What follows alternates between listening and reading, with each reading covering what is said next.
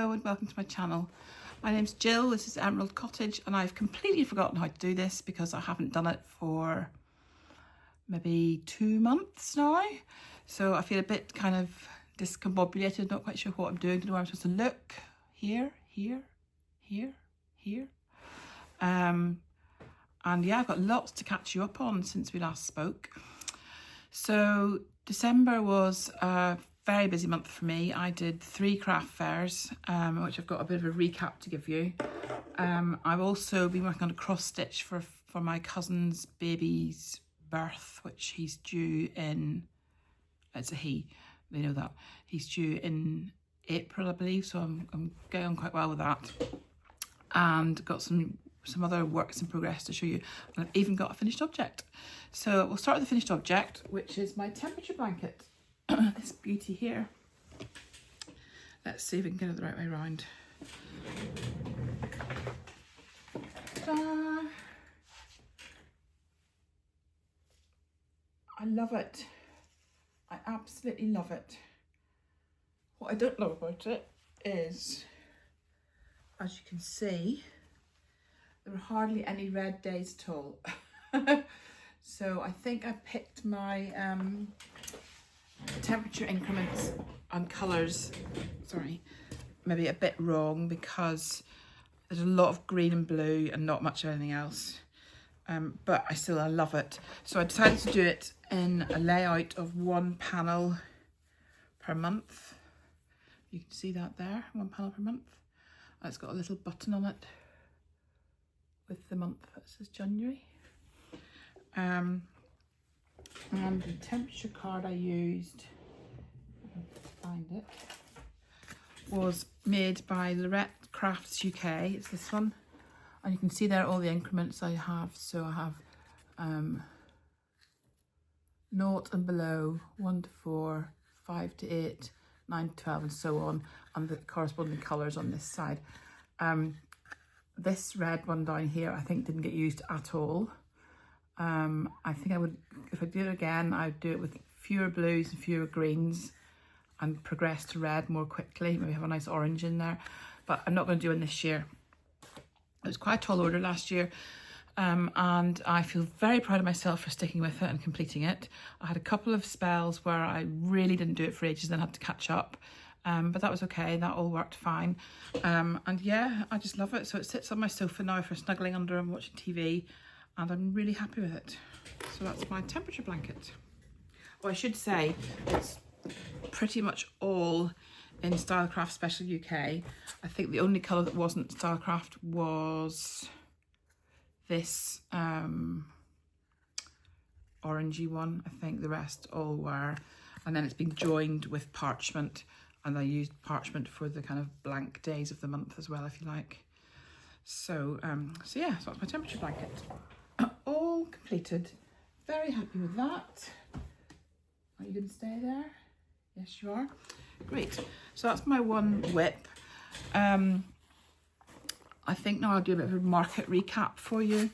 So I'll just make it really brief. So I did 3 markets, or 3 fairs as we call them in the UK. Now the first thing I have to point out is craft fairs in the UK, to the best of my knowledge, are a much smaller deal than the ones in the US. So the ones in the US seem to be really big all-day affairs, and they make, you know, $8,000-9,000, $800,000-900,000 in one craft market. Craft markets here aren't like that, not mine anyway. So I made significantly less than that. So don't be getting any ideas that I'm going to retire on this, because I'm not. What I wanted to do it for mainly was so that my crochet is a self-funding hobby. So the money that I make, I will permit myself to buy wool from. I'm on a yarn buying ban this year, so I'm going to try really hard not to buy any yarn, with 2 caveats. One being I can buy yarn to finish a project that I'm working on, and one being that I can buy yarn to make stuff to sell. So if I'm making any of my toys to sell, I need more plush yarn, I'm allowed to buy that. But other than that, I can't buy yarn just because I fancy the look of it, and I can't buy yarn with the project in mind. I've got to already have started the project or be making to sell. Those are my 2 caveats. So craft markets. So the first one was at the very end of November. It was a school craft market. It was actually the primary school that my kids all went to. So that was quite nice being back there. It was quite nostalgic. And it was for 2 hours in the evening, and it was for their Christmas fair. So it's very much, they've got a Santa's grotto, they've got what they call a present room where where the kids can go and wrap presents that have been donated for the parents. They've got, a mulled wine stall and various other, they've got lots of little stalls that the kids themselves man, like guess the number of sweets in the jar and all that kind of thing. And then lots of vendors selling their own things, one of which was me. When I arrived, they put me in this corner in the hallway, and I was the only vendor there. There was no other vendors around me, and I thought, oh my God, this is just going to be a disaster. Why would anybody come to me when they're just going to see me there all on my own? But actually it worked out really well. I was right next to the Santa's grotto, so all the parents that were bringing their kids to see Santa walked past my stall, and the kids were like, oh, I love that, I love that, I love that. So that worked really well. A lot of them came back later to buy toys they'd seen earlier on in the evening. I sold 1, 2, 3, 4, 5. I think I sold 5 turtles. 6 turtles. I sold a couple of ducks, a couple of bears, a couple of bees, and then some random things like a bookmark and some pocket hugs and things like that. And altogether, I brought in £170. So I was really pleased with that. Considering I was stuck in the corner on my own, I really did think it was not going to be a good night at all, but actually it turned out to be excellent. So really pleased with that. The next one I did was called Bracknell Indoor Independent Market, and it's a market that's run by 2 ladies called Rachel and Sally, I want to say, and they run it every month, and I did the Christmas one, which is the 1st of December. It was a 5-hour fair from 10 till 3, and it was indoors, so that was good. I had some lovely booth neighbours there, a lovely lady called Susie who made lovely pictures, and it went okay, not as good as the school one. It was a lot less traffic, a lot less foot traffic. Really, it didn't warm up until the end, I would say, when a lot of people suddenly had a sudden flurry of people at the end. Having said that, I sold a neck warmer, which retails for £15, so that was quite good. That's my most expensive item. And a bag, which is £12, and then various random things like hair clips and bookmarks, some baubles, some pocket hugs, bits and pieces. Not so many of the toys that day, which is unusual. And altogether I made £51, so not that much. That was because the table fee was £25. I should say the table fee for the previous one at the school fair was only £15. So the table fee at this Bracknell Indoor Independent one was £25, and I had to pay for parking, which was £4. So the £51 was my profit minus the table fee and the parking fee. So £51, not great, but it still got added to the wool fund, so not too bad. And the third one I did was at a day nursery on a weekend day in December, and it was from 10 till 12. It was very quiet. The great thing about it was free, so I didn't have any table fee to pay at all. Mainly, and I knew this going in, I knew that it would just be parents of kids who attend the nursery. It would be them coming to the fair with their kids. So a very small market in terms of people to come and purchase from you. It didn't do too badly. Most of the things I sold were toys, so they were all £12 each. So I sold a bear, a bag, a flamingo, a cactus, and a turtle. So interestingly, only one of each thing. And altogether, I think there were some purchases I didn't write down because I'm sure it adds up to more than that. But altogether, I made £77, which I was really pleased with. And that was mainly because at the end of the fair, some of the staff came in and said, oh, I love this bear, I love this flamingo, whatever. So yes, so that was £77. And that was my third and final fair. So altogether for the 3 fairs, I made about £400. No, £300.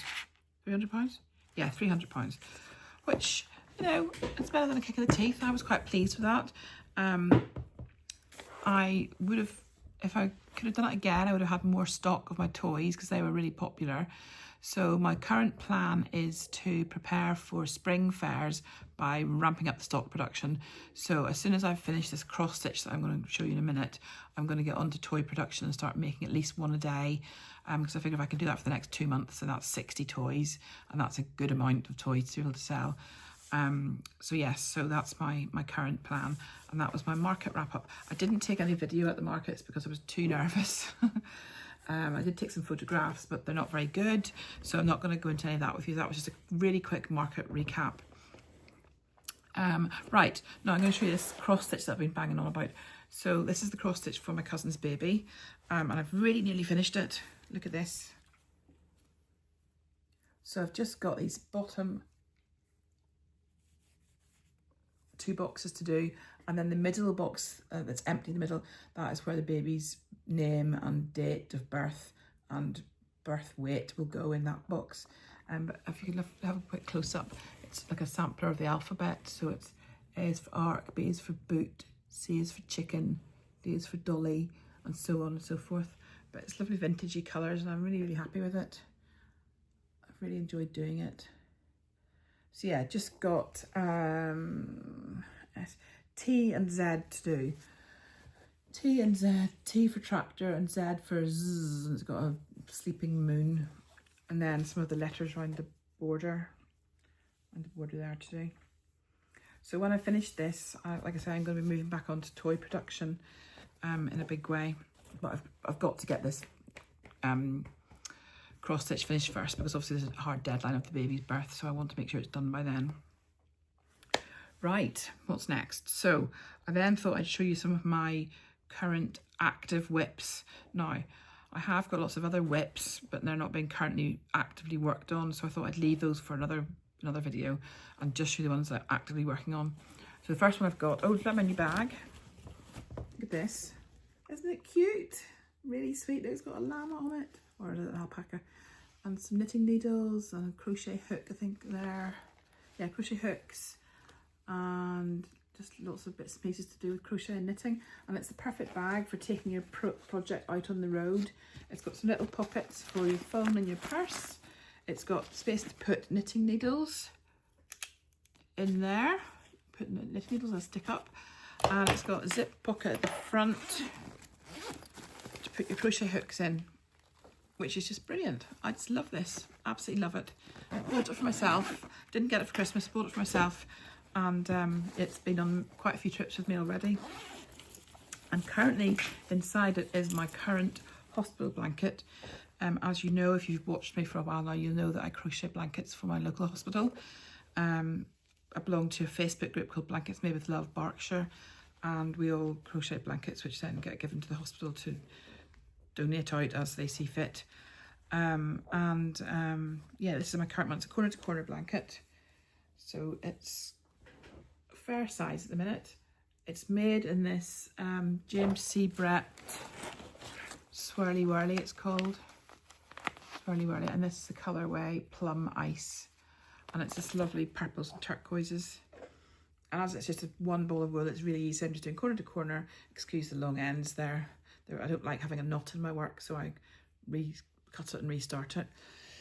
Yeah, it's corner to corner, so it's just a great project for being out on the road. If I'm going out with my husband anywhere, just bring it in the car. Really handy. And it's lovely and soft, really lovely soft wool. So I'm more than halfway, as you can see. I just hold it up square. More than halfway. So I've just got this final corner to finish off. And once that's done, I'll put a border on it and then it'll be ready to go. So that's that one. And then I have an active knitting project, which is my current pair of socks. Well, it's only a sock singular at the moment. Which is this one here. Check out my little stoppers on my needles. They're cute. Look, so cute, the little Highland coos. Love them. Anyway, this is my sock so far, which I am going to turn the heel on today because I go to a knitting group now. Ooh, exciting. On a Monday night. So I'm going to, this is Sunday today, so I'm going to knitting tomorrow night. I don't want to turn the heel when I'm there because I don't think I'll be able to concentrate and chat at the same time. So I'm going to try and get that done today, and then I can be working on the like sole of the foot, the main body part of the foot, tomorrow at knitting. Yeah, so it's coming along really well. It's this Madrigal Yarns self-striping sock yarn in shade Daniel. Madrigal Yarns. It's 85% superwash merino and 50% nylon, and it's lovely and soft. It's really lovely soft wool, and my only thing is I've got a sneaking suspicion I might have made it too small. I don't know, haven't tried it on yet, I'm scared to try it on, but I'm going to keep making it anyway, and even if it is too small, well, never mind, it's not the end of the world.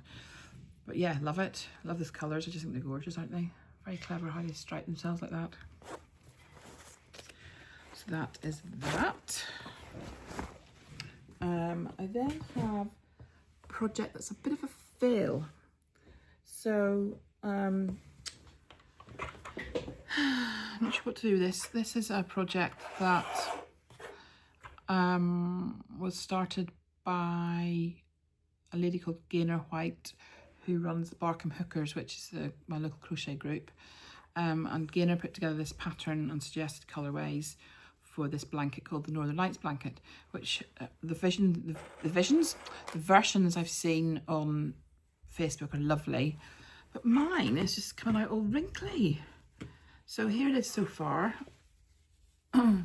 Yep, lovely colours, love the colours, love the colours. But as you can see, they're just not laying flat. They're all wrinkled up. And I know it's because there's too many stitches going on for the amount of space to fit them in. So I don't know if I should have done a bigger hook size maybe. Or maybe just will blocking rectify it. I think blocking will rectify it. But I'm kind of reluctant to proceed in case blocking doesn't rectify it and it's just a wrinkled up old mess. So I don't know, tell me what you think I should do. Shall I ditch it altogether? Shall I try a different hook size? Shall I block it and see what happens? Or should I just keep going as it is, just with gay abandon? Just don't know. I love the colours. So the joining colour, not the joining colour, the like border to the sunburst thing is Stylecraft DK, Special DK, silver. And the joining colour is, oh, what colour is it? Is it sage? Oh, no, no, it's not. This ball says claret. That is not claret. I think it's sage. I think it's sage. And then the middle ball is this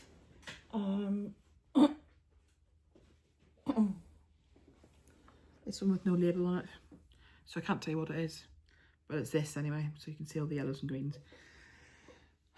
So yes, I'm having a bit of a dilemma about that one, and it's in the naughty corner at the moment until I decide what I'm doing with it. So if you've got any advice, please send it my way. Right, next. So next, excuse me, is my 52 Granny Squares. It's called Granny 52 Granny Squares, is it called? Let's get you out.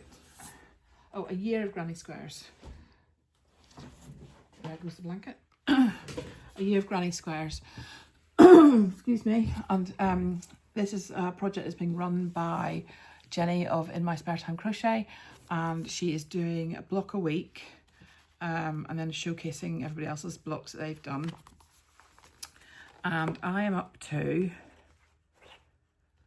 number 20. And I think they, being the group, are up to 26. So I'm a little bit behind. So I need to crack on with that. But again, I've been waiting till I finish the cross stitch before I do these. But yes, these are my squares so far. So I've got all these ones here. You can see they're all different. Oops. They're all different patterns. These are all the ones for spring, and these lovely spring-like colours. Won't show you them all. And then the summer ones are in a much more kind of vibrant palette. So we've got this one called Windmill, I think it was called, which was quite a difficult one to do. this one, this one, and this one. So those are my granny squares so far for that. I've got, like I say, 6 to do. I'm hoping to finish this cross stitch today, and if not tomorrow, and then I will crack on with these 52 granny squares. My other project that I forgot to tell you about was I am doing a thing this year where I crochet a square to represent every book that I read. It was an idea that I found on Facebook. I've joined a group called Book Blankets or something. So the idea being is you create a square for every book you read, and then at the end of the year you put them all together into a blanket or whatever, depending on how many squares you have. I'm hoping to have enough for a blanket. So these are my squares. I'll tell you the books as well. If I can figure it out, I'll put the book up here. But that's very much dependent on if I can figure it out or not. So this first one, let me do them in the order I read them in. So this first one was a book called She Lies in Wait by Gaitha Lodge. And it was a kind of murder mystery type story. That was quite a good book. Then I read Strange Sally Diamond, which was fantastic. I absolutely loved that book so much. I really enjoyed reading it. And I had a really weird thing where I saw my friend Julie and I said to her, oh, I've read this really good book called Strange Sally Diamond by Liz Nugent. And she goes, oh yeah, Liz is my friend. So I know a friend of the authors of Strange Sally Diamond. But yeah, brilliant book. Really recommend Strange Sally Diamond. Then I read Clara and the Sun by Kitsuo Ishiguro, I think it was, which is a sort of set in the future in a world where we have robots and they have things called artificial friends, of which Clara is one, and it's kind of Clara's story, and it's very moving book, very well written, very moving. Then we have Eleanor Oliphant is Completely Fine, which I read because somebody who saw that I'd read Strange Sally Diamond recommended Eleanor Oliphant is Completely Fine to me by Gail Honeyman. Brilliant book, absolutely brilliant. Highly recommend that one. And then we have The Housemaid's Secret by Frida McFadden, which is this one. So it's a story about a housemaid who helps people who are in controlling relationships, shall we say. And that's the premise of that. I've since read another 3 books, which I can't remember the names of. So I've got three more to do squares for. And then those are my January squares. So quite pleased, 8 squares for January altogether. So that's my book blanket project. And then my last project to show you is this beauty. Oh, which is my Canal Boats blanket. And this is the Canal Boats Crochet Along by Lucy of Athic 24. And look at the colours in this. Wow. Aren't they amazing? Just gorgeous. I love it so much. Lucy releases a part of the pattern part of the stripe order really, every Friday. She's released 4 parts. I'm still in part 2, I'm a bit behind. But you know, it's okay, there's no rush. I can do this all year really. I'm absolutely loving it. It's a very easy pattern, 4-row repeat. Initially I was thinking, oh God, I'm never going to remember a 4-row repeat. And you've got to remember whether you're working on the right side or the wrong side. But I've got my head around it now and it's fine, and I can do it in front of the TV in the evening. And yeah, I'm just loving the colours. I just think they're just so bold and vibrant. It's just gorgeous. So yes, that's my Canal Boats blanket. And that is everything that I wanted to talk to you about. I'm just doing a quick scan of my craft room to see if there's anything else I've forgotten to mention. I do have other whips, but I'm not going to talk about them now. And yes, I think that's it. So thanks so much for joining me. Hope you've enjoyed a little quick journey of my current projects. And don't forget to like and subscribe and leave a comment, because it really means a difference to me. I love reading your comments. And when I get a new subscriber, I do a little happy dance. So yeah, subscribe or like or drop a comment below.